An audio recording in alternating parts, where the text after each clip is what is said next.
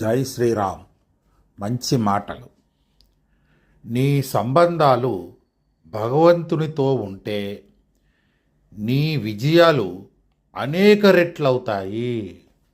So మన విజయం ఎక్కువ కావాలి, ఎక్కువ శాతం కావాలి అనుకున్నప్పుడు మనము భగవంతునితో కలిసి ఉండాలి. భగవంతుని నిత్యము ప్రార్థిస్తూ ఉండాలి.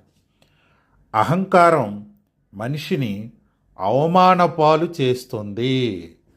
మరి అహంకారం ఉన్న వ్యక్తి ఎప్పుడు జీవితాంతం కూడా అవమానాలు ఎదుర్కొంటూనే ఉండాలి.